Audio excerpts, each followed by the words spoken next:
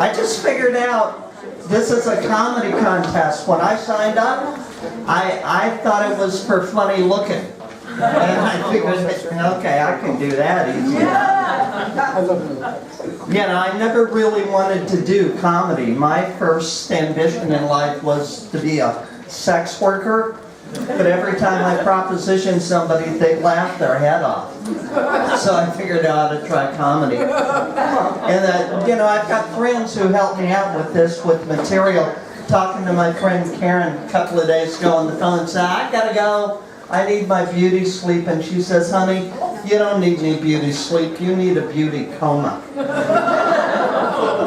I mean, yeah. And I looked at the poster we had for tonight, and I realized I'm probably the oldest contestant on the bill, you know, which makes me feel really good. But I've been afraid for a long time that I'm going to wake up someday and realize I've just become some old biddy. So I put together a list of warning signs. And you might want to keep notes. Might be helpful. Alright? Some of the things you need to look out for. If you have more cats than teeth, you could be an old biddy. If your bra size is 46 long, you could be in the old biddy category. If your waist size is larger than your bra size, you're definitely getting there.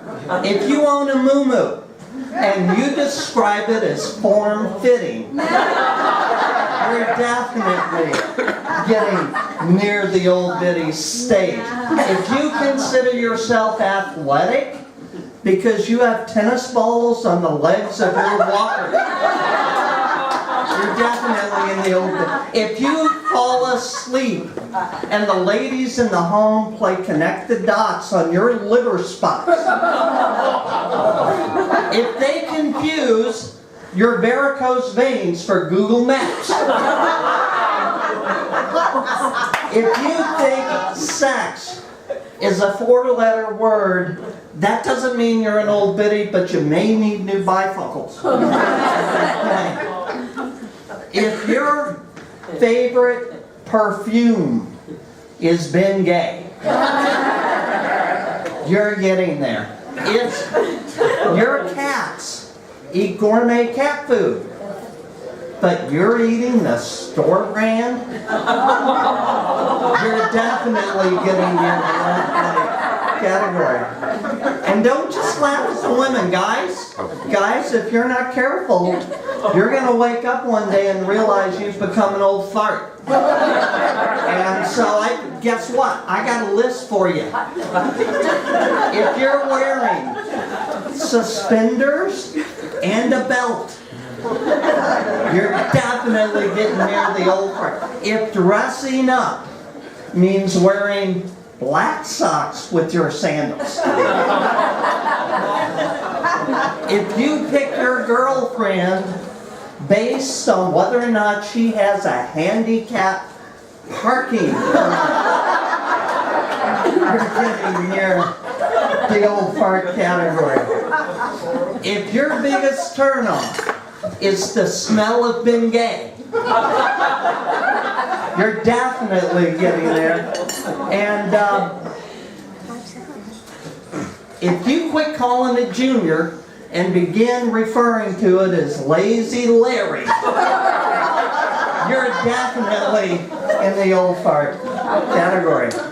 Now, you know, my success tonight is really dependent on how much you guys laugh. So at this point in the program, please turn to the person next to you and tickle them. And you don't even have to do it. Just act like you're going to. That'll always get them going. You know, in doing comedy, you look for funny things all around you. And I like funny words. One of my favorite funny words is oops. But what you may not know is that oops is also one of the scariest words in the English language. And if you don't believe me, wait till it's said by the person cutting your hair. I lived in Bakersfield for a while, and there's if you take the drive down from Lake Isabella into Bakersfield, it's this narrow, windy canyon road that in places is so narrow that you're just looking, if you're the passenger, you're looking right over the edge. And I'm sitting there, and the guy's driving, and he takes a turn just a little bit too fast and goes, oops, sorry. And I said, hey, don't apologize to me. You're the one who's got to clean up the seat. It rhymes with poops, by the way. I like cars. Have you, I got a question for you. Just, why is it somebody will pop north of 50 grand for a luxury car, but they can't afford the one that comes with turn signals?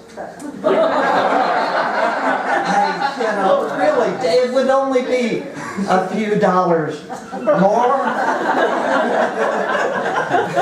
Have you seen the smart cars? Did you ever notice the people driving them don't look like they feel so smart going down the freeway? Well, I figured out I want two of them. I want to strap one on each boot, wear them like roller skates. You know, sometimes doing comedy, frankly, I'll tell you a little secret. Comics tend to get kind of depressed sometimes. I mean, that's where their comedy comes from. And so I've found a way to deal with mine.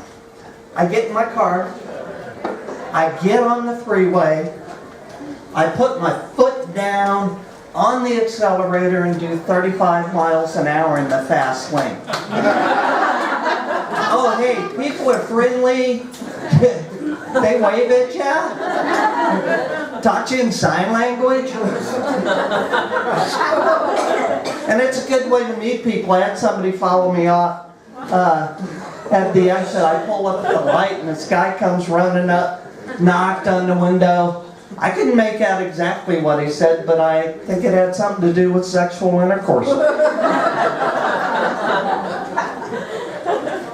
And, you know, I won't say I've been really so depressed that I get suicidal, but I will spend all day drawing cartoons of the Prophet Muhammad. Yeah, what can I say? Actually, you know what? I think that's as good as I'm going to get.